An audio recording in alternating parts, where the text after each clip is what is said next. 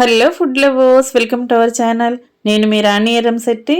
Friends, ఈరోజు bread పీసెస్తో చాలా టేస్టీగా చిన్నపిల్లలకి చాలా నచ్చే స్నాక్స్ రెసిపీ చేసి చూపించబోతున్నాను.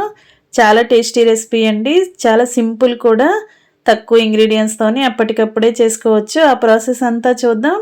వీడియోని ఫస్ట్ నుంచి లాస్ట్ వరకు చూడండి. చిన్నపిల్లలు స్నాక్స్ అనేవి అడుగుతూ ఉంటారు కదా, అలాంటప్పుడు చాలా సింపుల్గా చాలా టేస్టీగా ఈ రెసిపీ అనేది కుక్ చేసి పిల్లలకి సర్వ్ చేయొచ్చండి. ప్రాసెస్ అంతా వీడియోని ఫస్ట్ నుంచి లాస్ట్ వరకు స్కిప్ చేయకుండా చూడండి. అలాగే ఛానల్ని ఫస్ట్ టైం వాచ్ చేసిన వారు సబ్స్క్రైబ్ చేసుకుని పక్కనే ఉన్న బెల్ బటన్ క్లిక్ చేయండి. నేను పెట్టబోయే రెసిపీస్ అన్నీ డైలీ మీ ఫోన్కి నోటిఫికేషన్కి వస్తాయి. ఓపెన్ చేసి చూడండి. ఇంకా వీడియోలోకి వెళ్ళిపోదాం. ముందుగా మనం బ్రెడ్ పీసెస్ని తీసుకోవాలి. ఇలా ఎన్ని స్లైసెస్ కావాలంటే అన్ని స్లైసెస్ని తీసుకుని రెడీగా పెట్టుకోండి. మనం ఎన్ని బ్రెడ్స్ తీసుకున్నామో అన్ని ఎగ్స్ తీసుకోండి. ఈ విధంగా 4 బ్రెడ్స్తో నేను రెసిపీ అనేది చేయబోతున్నాను. అందుకే 4 ఎగ్స్ తీసుకున్నానండి. ఇప్పుడు సన్నగా తరిగిన క్యారెట్ ముక్కలు, క్యాప్సికమ్ ముక్కలు తీసుకోండి.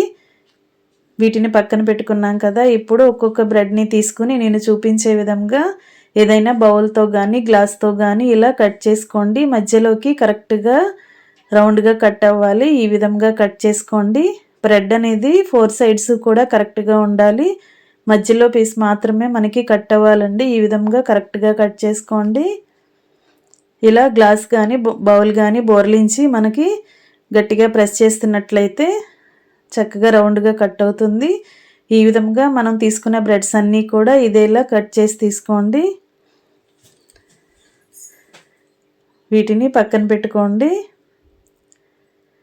ప్రాసెస్ అంతా చాలా సింపుల్ అండి. స్నాక్స్కి మాత్రం టేస్ట్ అనేది చాలా బాగుంటుంది. స్కిప్ చేయకుండా వీడియో మొత్తం చూడండి. ఇప్పుడు స్టవ్ ఆన్ చేసి దోశ పెనం పెట్టుకోండి. దాని మీద 2 టేబుల్ స్పూన్లు నెయ్యిని వేసుకుని, ఆయిల్తో కూడా వేసుకోవచ్చండి. నెయ్యి అయితే టేస్ట్ అనేది చాలా బాగుంటుంది.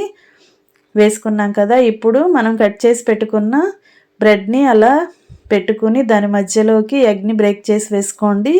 ఇప్పుడు సన్నగా తరిగిన క్యాప్సికమ్ ముక్కలు, సన్నగా తరిగిన క్యారెట్ ముక్కలు వేసుకోండి. ఇలా వేసుకున్నాం కదా. నేను చూపించే విధంగా, వీడియోలో చూపించే విధంగా వేసుకోండి.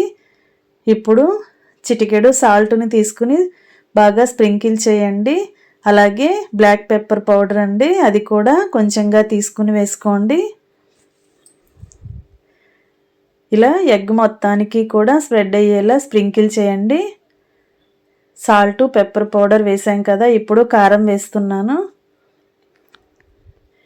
ఇలా ఇవి 3 కూడా 2 వేళ్లతోనే స్ప్రింకిల్ చేస్తున్నట్లుగా మనం బ్రెడ్ మీద మొత్తానికి అప్లై అవ్వకుండా ఎగ్కు మాత్రమే పడేలా చేసుకోండి. ఇప్పుడు మనం కట్ చేసి రౌండ్గా ఉన్న పీస్ని పక్కన పెట్టుకున్నాం కదా, దానిని తీసుకుని ఎగ్ మీద అలా టచ్ చేసినట్లయితే అలా అంటుకుపోతుంది.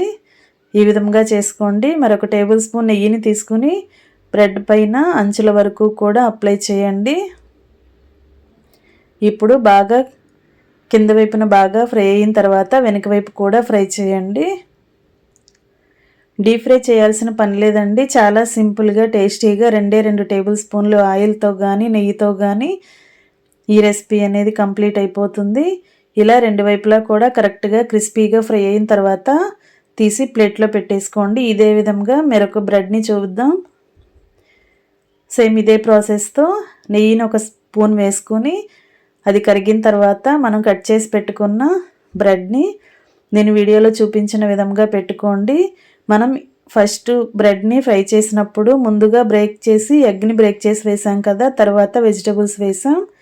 ఇప్పుడు ముందుగానే వెజిటబుల్స్ వేసానండి, తర్వాత ఎగ్ని బ్రేక్ చేసి వేసాను. ఇదొక ప్రాసెస్ చేసుకోవచ్చు. ఫస్ట్ టైం చేపించిన ప్రాసెస్ కూడా చేసుకోవచ్చు. ఇప్పుడు వెజిటబుల్స్ లోపల వేసాం కదా, దానిపైన ఎగ్ని బ్రేక్ చేసి వేసుకుని చిటికెడు సాల్ట్, కొంచెంగా కారము వేసుకుని బ్లాక్ పెప్పర్ పౌడర్ కూడా వేసుకుని మనం కట్ చేసి పక్కన పెట్టుకున్న రౌండ్గా ఉన్న బ్రెడ్ పీస్ని అలా అంటించి దాని చుట్టూ కూడా నెయ్యిని అప్లై చేయండి. ఈ విధంగా కూడా చేసుకోవచ్చండి. 2 ప్రాసెస్తో కూడా మనం ఈ బ్రెడ్తో స్నాక్స్ అనేవి చేసుకోవచ్చు. ఇలా ఒకవైపున బాగా ఫ్రై అయిన తర్వాత వెనుక వైపు కూడా టర్న్ చేసుకుని రెండు వైపులా క్రిస్పీగా ఫ్రై అయ్యేంత వరకు ఫ్రై చేయండి. నెయ్యిని కొంచెం ఎక్కువగా వేసుకున్నట్లయితే బ్రెడ్ అనేది మాడకుండా చక్కగా క్రిస్పీగా ఫ్రై అవుతుంది. ఈ విధంగా ఒకవైపున బాగా ఫ్రై అయిన తర్వాత వెనుక వైపున కూడా ఫ్రై చేయండి. ఈ విధంగా పిల్లలకి చేసి పెట్టారంటే చాలా సరదాగా ఇష్టంగా ఎంజాయ్ చేస్తూ భలే తింటారు. చాలా చాలా టేస్టీ రెసిపీ అండి.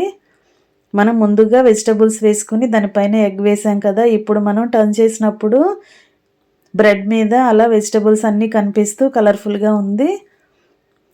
ఇలా కూడా చేసుకోండి, లేదంటే ఫస్ట్ చూపించిన ప్రాసెస్తో అయినా చేసుకోండి. ఇలా మనం ఎన్ని బ్రెడ్స్ తీసుకుంటే ఎన్ని ఎగ్స్ తీసుకుంటే అన్నీ కూడా ఒకే ప్రాసెస్తో ఇలా చేసుకోండి.